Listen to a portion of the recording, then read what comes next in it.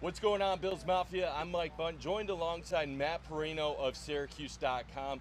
Monday practice about to get underway here at St. John Fisher. And Matt, we have a lot of storylines going on so far in camp, but yesterday we might have just had the biggest one revolving around James Cook. Yeah, the developing story here is that he basically told the Bills shortly before practice yesterday, I'm not going to practice. It's a business decision.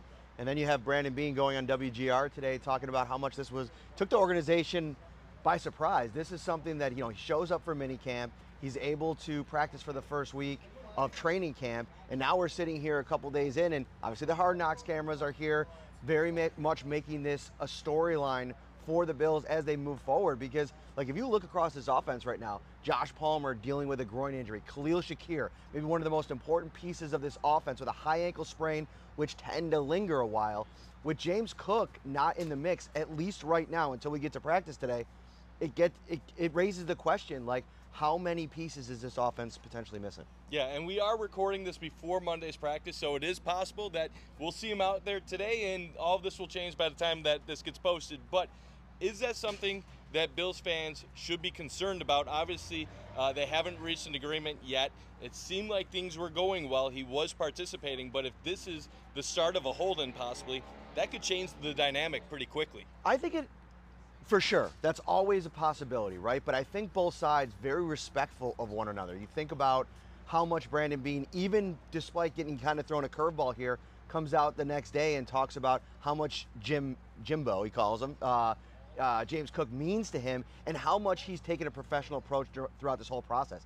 I think that's been one of the biggest pieces of this, is that Cook has maintained the professionalism while making sure everybody knows exactly what he wants. Now, the second biggest storyline of camp, the injuries. You mentioned the wide receiver room. 3 of the top 4 guys out of practice on Sunday. Khalil Shakir, he's week to week right now with that high ankle sprain. Josh Palmer, Curtis Samuel, even Prather later down in the depth chart. You look at defensively, both safeties, Cole Bishop and Taylor Rapp out on Sunday.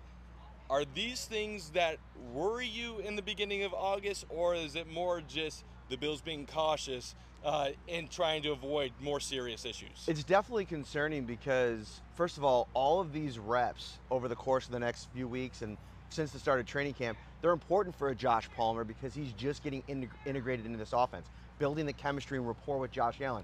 Every day that he potentially misses, and who knows, he'll be out there today or when we come back on Wednesday.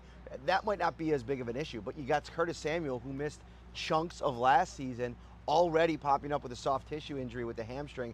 And so to me, it is concerning. And the biggest concern is Khalil, because those high ankle sprains are funny, for different levels, different grades. We don't know how serious it is. That's one of those things that sometimes you think you're through it, you get back, you start running, and then all of a sudden it pops up and becomes a problem again. So I think with the way this wide receiver room has been built, I think they're very confident in this group. But if any number of those players aren't available, that raises the level of concern. And we kind of saw it impact the offense really for the first time on Sunday, where you have Josh Allen throwing to guys like Christian Wilkerson and another bunch of guys like Laviska Shenault and a bunch of guys lower on the depth chart. And on Sunday, we saw the defense definitely get the better of the offense. Yeah. Outside of that, what are your main takeaways from what you have seen so far through the first week and a half of camp, and what do you think about what you've seen so far? Yeah, so I think to me, this training camp has been about the defense because, you have Josh Allen on the other side of the ball, arguably the best quarterback in the NFL, the reigning MVP. I think a lot of those problems, whatever kind of problems creep up, they're going to figure themselves out because of number 17. On the defensive side, listen, it was a really tough pill to swallow when you realize that Maxwell Harrison is going to miss the majority of the summer with that knee injury. And listen, it could have been worse. I get that piece of it, but it's also the part of it where this is kind of the same thing that happened with Cole Bishop last year. You get him in here as a second-round pick. You have high hopes. You want him to maybe ascend into that starter position. He misses most of the summer. DeMar Hamlin gets the job, and Bishop is never able to really quite get back into the mix. So to me, that's a big storyline. Luckily for the Bills, they go out and they bring in veterans like Tre'Davious White, Dane Jackson. I think that they've solidified that position quite a bit, and Brandon Beane was criticized a little bit. I was a little bit higher on the Trey White signing when they made it than others. But Trey White's come out here and made him look good. I mean, so far, so good. He looks like the old version of Tre'Davious White, which always was a possibility, knowing how hard it is to come off not only one, but two major leg injuries. and then it's all about the defensive line, right? Like every single day, I feel like we're focusing in on a different player. Ed Oliver's had his big days. Greg Rousseau has had his big days. AJ Epinesa, I thought yesterday, was put together as complete a practice as anybody has all training camp long. He had a pick six, batted down ball. He had a sack at one point.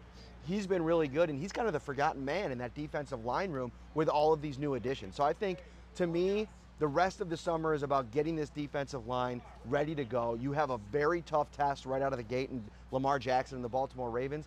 You want this reshaped defensive line to be ready and ready to go. Yeah, I couldn't agree more than that. And you look at the defensive line, whether it be D end, D tackle, and then even the corner room.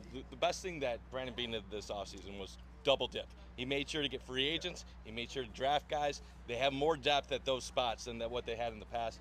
Matt, before we wrap up, just tell people where they can find you and follow you on social media. Yeah, the Shop Podcast, you can find it on all of your platforms, YouTube, Spotify, Apple, wherever you consume. Obviously over on X at Matt Parrino, we'll have you covered all training camp long. This guy's doing a heck of a job out here as well, Mr. Bundt. Well, I appreciate you joining me, Matt, and we're going to have way more content. You'll find stuff from him on Syracuse.com, and you can find all of our stuff on Trainwreck Sports.